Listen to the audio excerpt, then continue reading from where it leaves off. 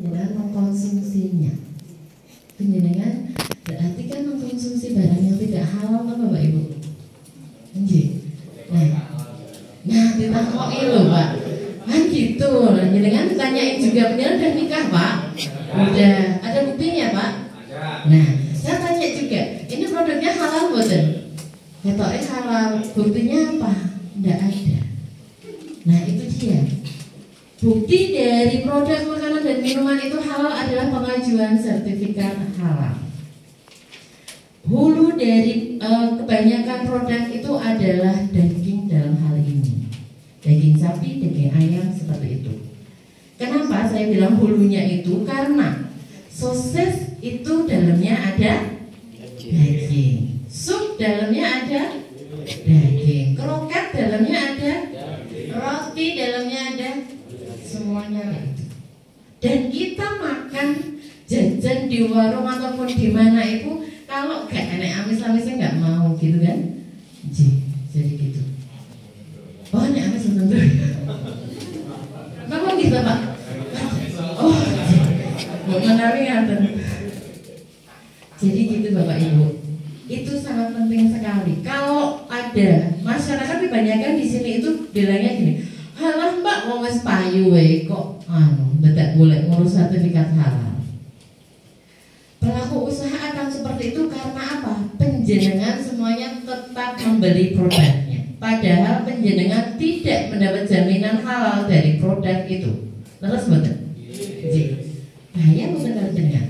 Berarti kan secara tidak langsung, jenengan itu sadar atau tidak sadar itu mengkonsumsi barang tidak alias haram. Maka pemerintah dalam hal ini Kementerian Agama sangat gencar untuk mendukung para pelaku usaha itu untuk pengajuan sertifikat halal. Begitu nih, esensinya itu seperti itu gitu. Dan seperti itu makanya semua pelaku usaha harus disarankan mendaftarkan. Bapak Ibu semuanya sebagai takmir masjid dalam hal ini penjenengan adalah garda terdepan di daerah masing-masing. Penjenengan itu tuh tokoh nih, artis di dalam kampung masing-masing. Iya Pak? Nah, jenengan kan digowo-gowo masyarakat manut kok. Jangan beli ini karena tidak halal. Belilah ini halal kayak gitu. Penjenengan akan dianggap seperti itu. Makanya buktinya ini mari kita menyuarakan untuk mendukung pelaku usaha untuk mendaftar sertifikat halal. Wujud dari itu, kami kemarin bekerjasama atau dimintain ada kegiatan dengan Komisi 8 sosialisasi ke 6 titik dan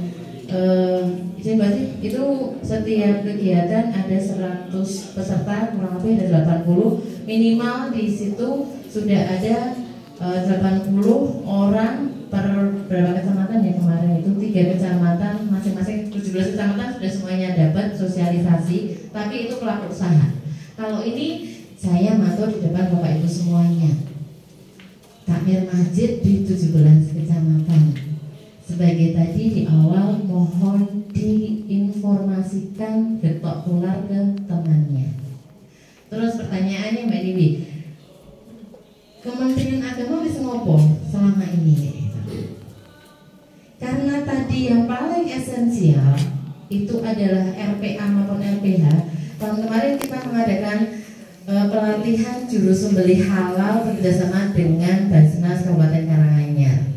Kita sudah mengambil peserta di 17 kecamatan dengan asumsi setelah mengikuti juru sembelih halal tadi, para LPH tadi mau mendaftarkan atau mengurus sertifikat halal. Tetapi ternyata dari sekian itu yang mendaftarkan baru sekitar 10. Dan dari 10 itu, karena tadi saya matur, itu karena RPA maupun RPH itu melalui reguler dan berbayar.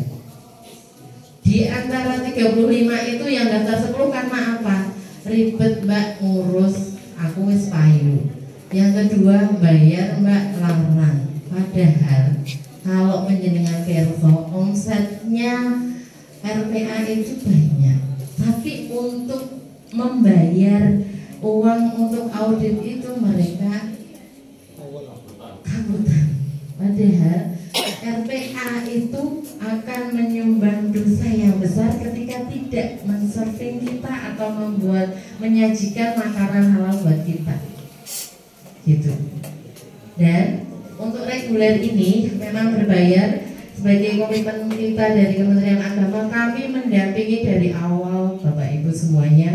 Nanti buat penjenengan bilang ke tempat ataupun di wilayah masing-masing, kalau ada RPA dan RPH mau mendaftar, segera hubungi kami yang di Kementerian Agama. Kami akan dampingi tanpa pungutan biaya.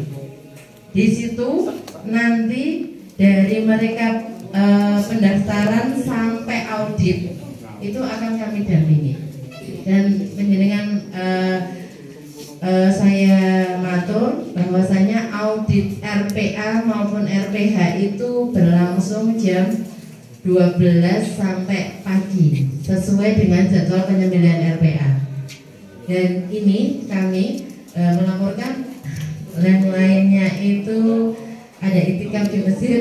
Kami yang di Kementerian Agama, saya beserta 2 teman kami itu roadshow di RPA, mendampingi mereka dengan niatan apa?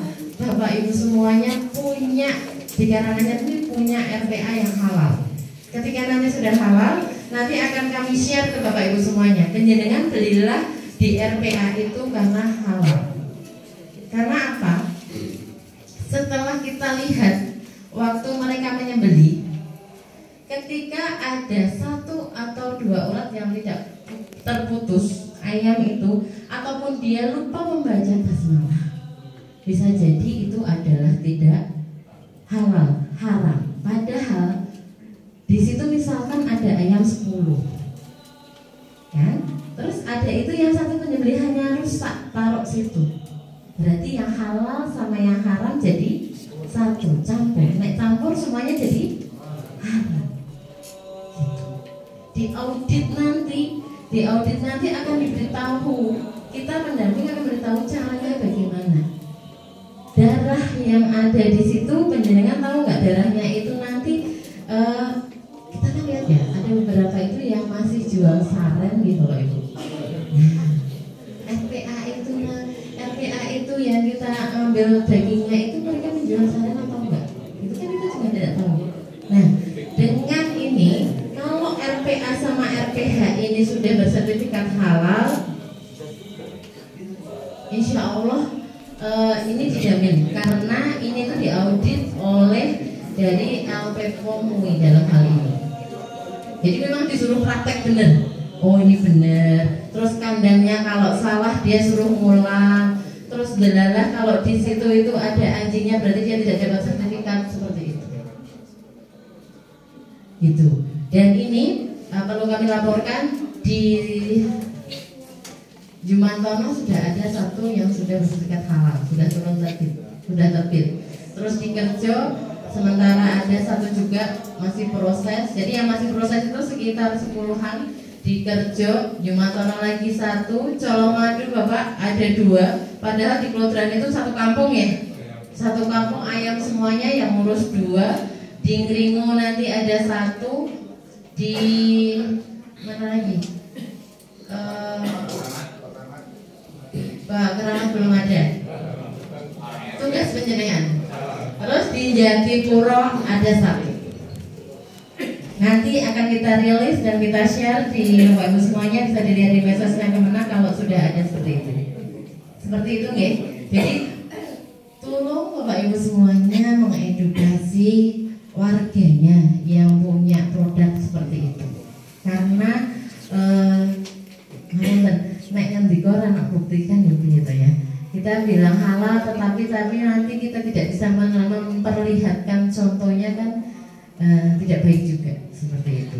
Nah, untuk yang yang self declare, untuk yang self declare itu adalah pelaku usaha. Di sini ada berapa nih pelaku usaha yang dari kegiatan ini? Atau yang berjualan?